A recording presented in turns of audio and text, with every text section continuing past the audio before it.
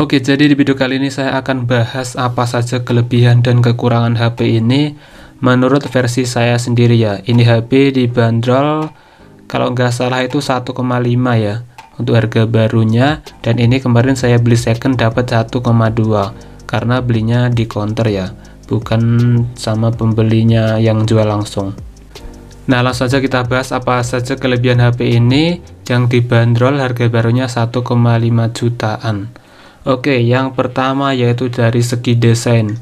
Nah, dari segi desainnya itu menurut aku mantep banget HP ini. Untuk desainnya dia slim ya, desainnya tipis begitu, dan untuk layarnya dia sudah punch hole, jadi nggak ada poninya. Ini mantap ya untuk harga sejutaan. Kemudian untuk build quality dia sudah bagus banget ya sebenarnya. Untuk sertifikasinya pun dia banyak yang mendukung penggunaan kita, seperti ini dia military grade shock resistant atau HP kelas militer.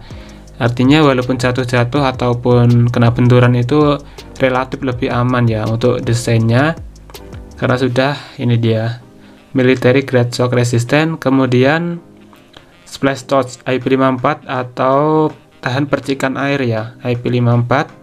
Kemudian itu dari segi desain. Kemudian dari segi baterai dia sudah fast charging ya, 45 watt, ini sejaman saja sudah mencukupi untuk pengisian daya ya sebenarnya. Dari segi baterai sudah cukup awet HP ini. Untuk baterainya itu dia 5100 mAh ya teman-teman. Ini dia baterainya 5100 mAh, sudah cukup awet ya teman-teman. Kemudian untuk chipsetnya ini menurut aku sudah cukup ya di harga segini itu untuk main game-game ringan menurutku ya. Game-game ringan seperti PUBG, Free Fire itu sudah cukup ya.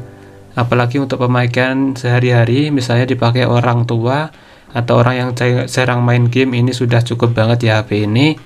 Kemudian dari segi fitur yang ada di dalamnya atau sensor, dia sudah cukup lengkap juga, seperti fitur split screen atau jendela mengambang, dia sudah cukup lengkap ya. Untuk fitur tambahan juga,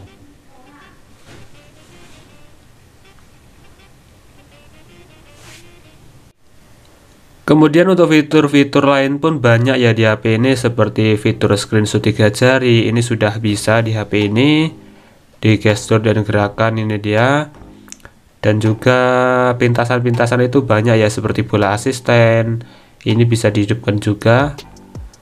Kemudian untuk koneksi OTG pun HP ini juga sudah disediakan ya, seperti ini. Fingerprint ada, sensornya di sini, dan juga face unlock pun bisa ya. Jadi di sini apakah saya sudah menghidupkan atau belum?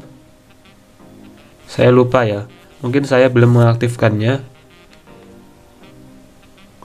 Tapi saya sudah mengaktifkan face unlock, ini dia. Nah, seperti itu.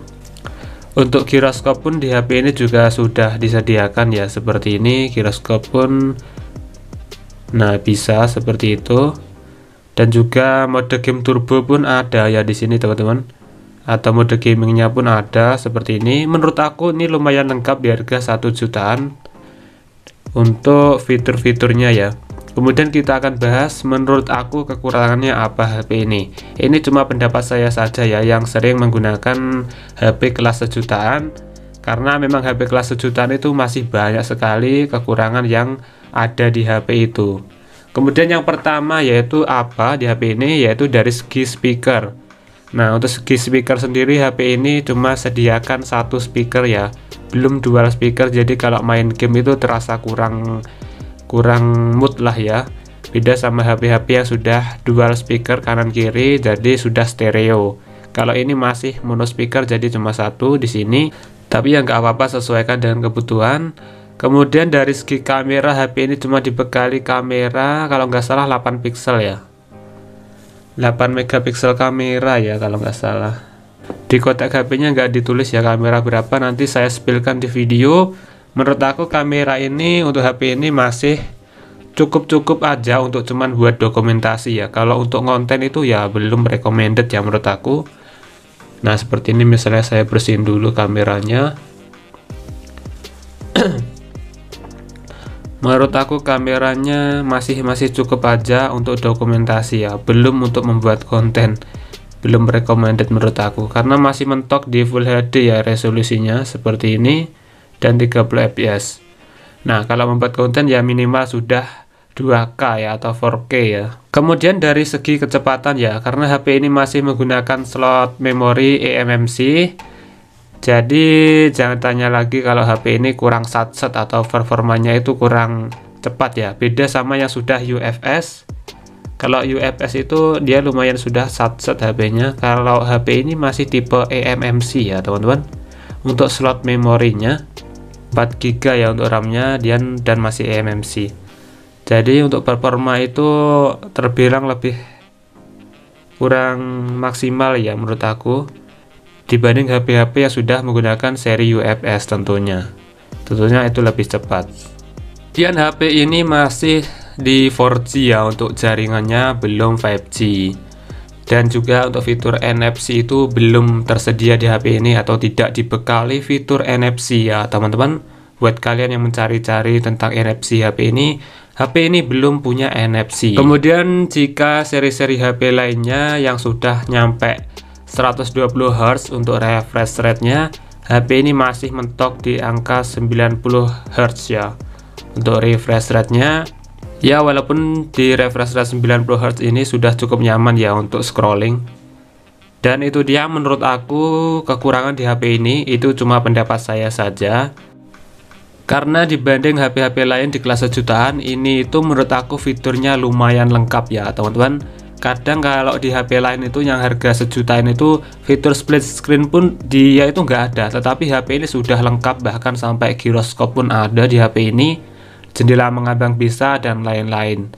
Jadi menurut aku kalau memang untuk penggunaan harian ya atau penggunaan normal scrolling, nonton YouTube, nonton TikTok atau ngegame ringan itu masih worth it sekali.